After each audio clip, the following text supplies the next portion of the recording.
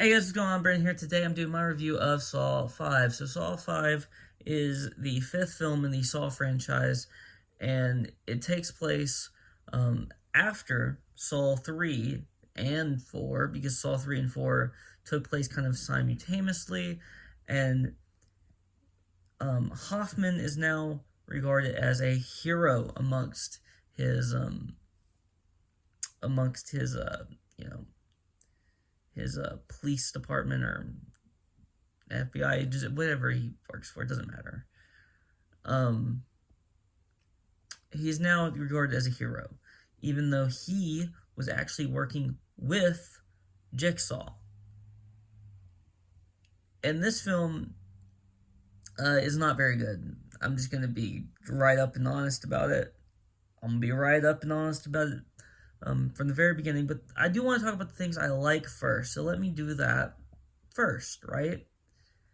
So first things first, we have to talk about Tobin Bell. Tobin Bell is incredible. Tobin Bell's great. Tobin Bell knows this character inside and out, and it's the reason why, to me, this is his kind of this is Tobin Bell's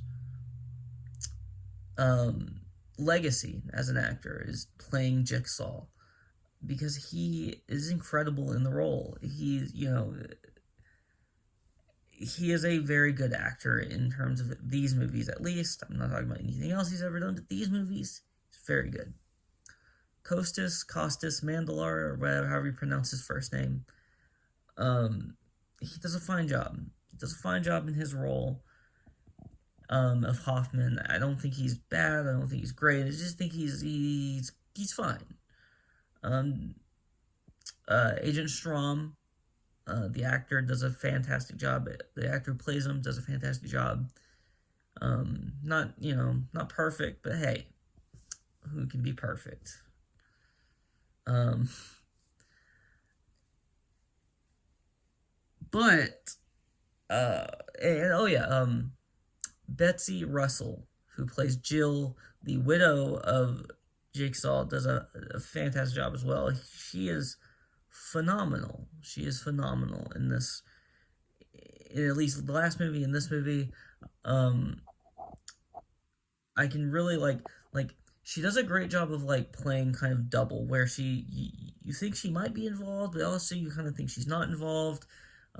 Is she involved? Hey, we'll find out in a later installment of this franchise if she's involved or not. And because of that, because she kind of plays both sides of that very well, and you don't know where she actually lies on her involvement, or how involved she was, how much of a kind of accomplice could she be? Because of that, she has to play kind of both sides, where you have to kind of maybe suspect her, but also kind of maybe not suspect her. She does a great job in that. Now, let's talk about the things I didn't like about this film. I didn't care for a lot of the kind of traps that were set up. Um, I feel like the traps get worse and worse as the franchise goes along. I really, really love the traps in the first movie and the second one, and I think that that's like kind of the reason why I love those first two movies so much. Um, and the third one, I feel like it gets a little worse, but it's still good. At this point, I just feel like it's gotten worse and worse every time. That could change. It could get better. We'll see. I'm not prepared. Well, I know whether or not it gets better.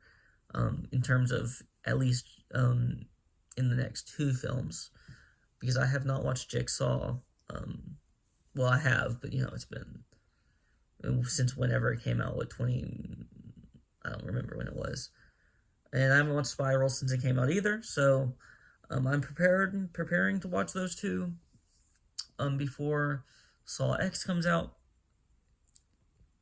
But the traps I really don't enjoy too much. And I think the acting outside of those that I have mentioned so far is kind of lackluster. Um, I just don't really care for a lot of what the actors do outside of those um, actors. I think that they do a fine job. Um, but everything else is kind of like as far as acting goes. Yeah, you know. Um, so yeah, I don't think that this movie is good. I also don't think it's like the worst thing I've ever seen. I'm not saying I would never watch it again, but I don't know if I'd ever watch it again. We'll see. I might. Um, but this movie has a lot of issues, but it has some positives too. And I feel like the issues outweigh the positives. Um, the ending of this movie, I kind of feel like it's the first one that doesn't have like a super twist ending. I don't know how you would have done a twist ending, but I kind of felt lackluster. In a way where there's not much like oh my god, crazy. But that's like just that's like a small minor like gripe. There's a lot of other things that were worse than that. So the fact that it doesn't have a twist ending, even though I kind of like the twist endings in these movies, you know. So I will get into the ending and like spoilers. Um, Basically they just they get to a point where Costas Mandelar's character Hoffman and Strom kind of have their final kind of showdown, and um, Hoffman, you know, wins because he gets into this thing that like kind of protects him, and then he kills Agent Strom, and that's pretty much the ending.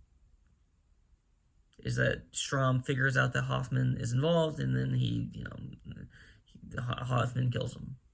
So not a twist ending. It's what it is. What it is. But yeah, that's really all to say. I'm gonna give this movie this movie is worse than the last one. I think I gave the last one a 5. This one's getting a 4. It could probably get a 2 or a 3 without Tobin Bell, but Tobin Bell is very good in these movies, and he deserves respect. So I'm giving this movie a 4.